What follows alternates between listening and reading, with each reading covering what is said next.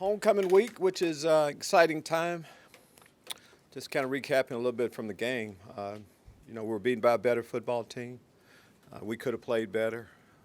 We finished the game a lot better than we started it.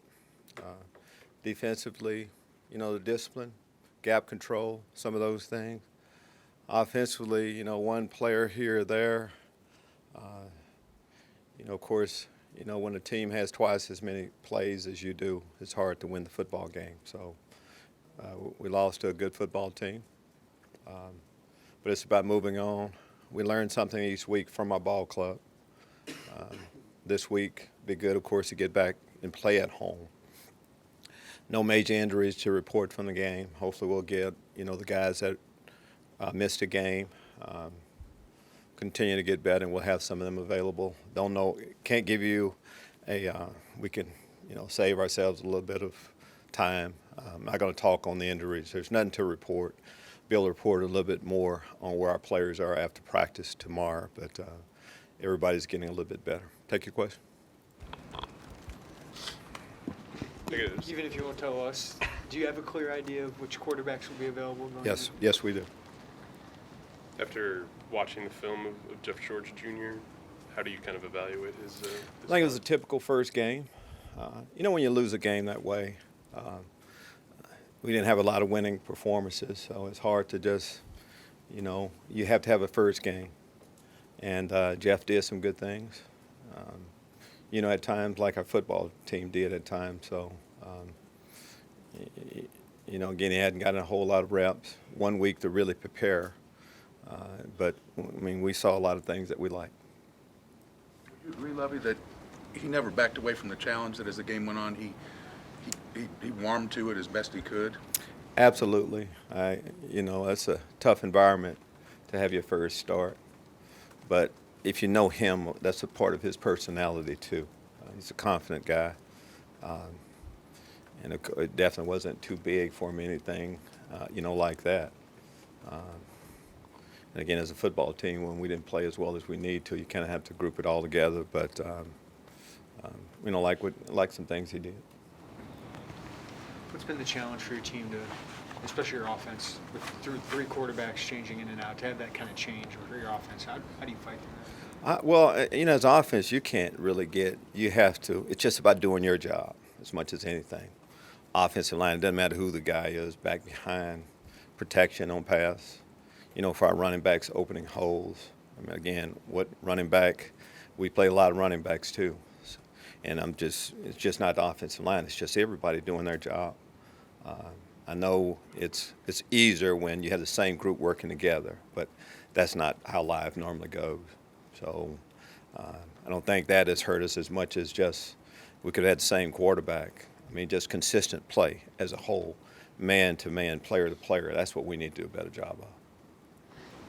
Would you expect great improvement from George on his second start? I think traditionally, yes, you get that. You never know. You have to have a first game, and you can prepare them only so far. But when you get out in the game, you learn an awful lot about how life really is underneath the center or in the gun. But the second game, a lot of that is out of the way. And traditionally, we have seen a big improvement the second time out, not just a quarterback position, any position. What do you want to see from Gabe Megginson moving forward? Well, Gabe didn't play last week. Consistent play. We don't base everything on one practice, one game, but we played enough games now for us to see exactly who our players are. And if a guy didn't start the other day, we felt like we had a better option.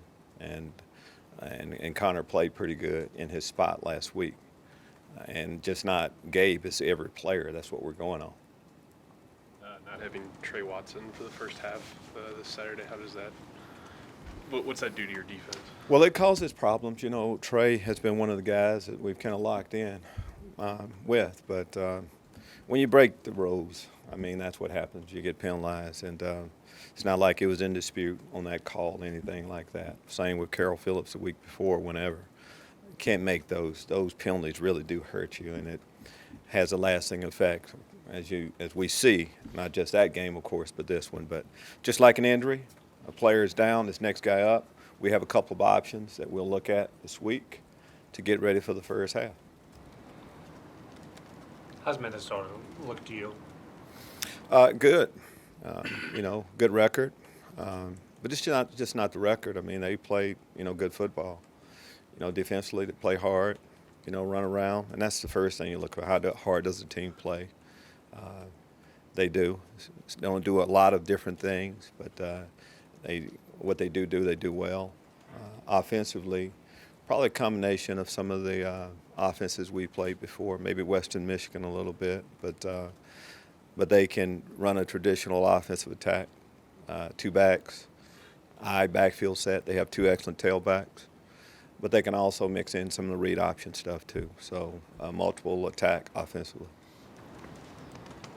Having been to a few different other Big Ten schools' homecoming games in the last few weeks, what do you anticipate a sort of different energy this week with homecoming here? Yes, because it's our homecoming. Last week it was homecoming, right? It didn't affect us any. The week before it didn't. I think we played a few homecoming games. We're inside, so we don't see any of that. But for us, just knowing what goes into homecoming, what it means, a lot of our people, coming back, we as a football team, we want, for a lot of them, this will be the only time they'll get a chance to really see us play. So you want to put, our best product on the football field as much as anything.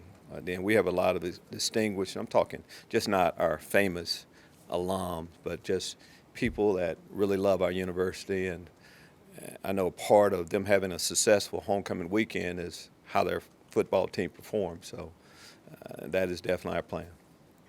Lovie, you mentioned gap control issues on defense. What do you see as the main issues for that? Strength? Is it more mental? Is it? Well, it's all mental, Before you can really play good football, play fast, you have to really know exactly what you're doing. And you have to be disciplined. And it's easy in here for us to say you go here, but once it all starts going a little bit faster, you have to still focus in. And last week was the first traditional offense we played, and we didn't play it as well as we should have. It's as simple as that. But it's the discipline of just trusting your teammates to do their job, but you concentrating on doing yours. And sometimes that may mean you running through a gap here and the ball is over there.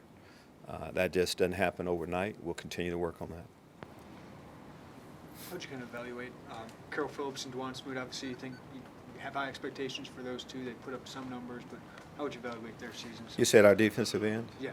I mean, they're good players. They're good players. They're good players that are going to have long NFL careers. They're on our football team that's won two games right now. So that's how we evaluate them. They'll both say that, we'll all say we all need to do more, especially our really good football players.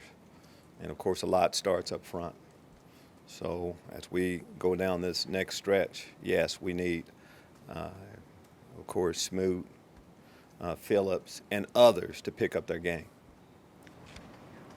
What are you seeing from the younger guys on defense, like Jamal Malone, Stanley Green? Are they improving?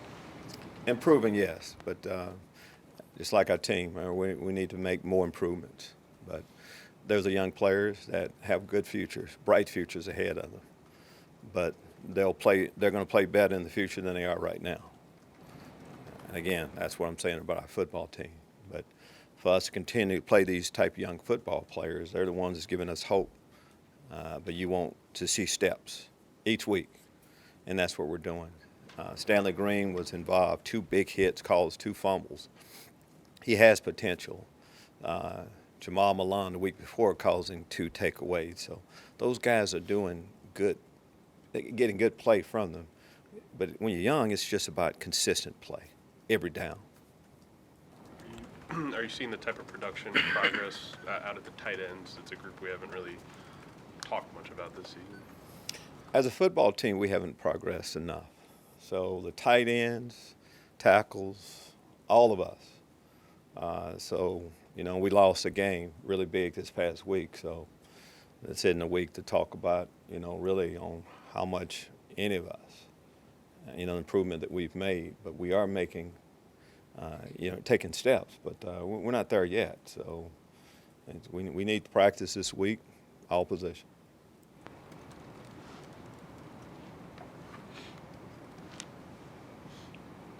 Any other questions? I'll ask, apart from Minnesota Clips, are you going to watch anything else, any other sports maybe tomorrow night? Is there anything else going on tomorrow night? What is going on around here tomorrow?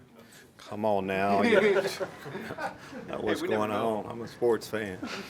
Joe Madden's a heck of a coach, friend, but I'm in Illinois, I'm just like everybody else, excited about, what our Cubs will do, what they're going to do. So we won't be watching an awful lot, but we'll look for the scores for sure. Did you get to meet him in Tampa?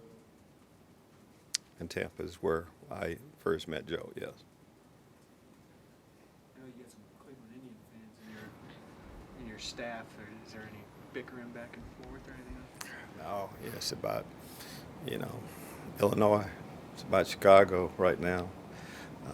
There's some, and great job of them too. I mean, it's saying an awful lot to be able to get to the World Series. So you have to take your hat off of both of the teams. It should be an exciting series as much as anything.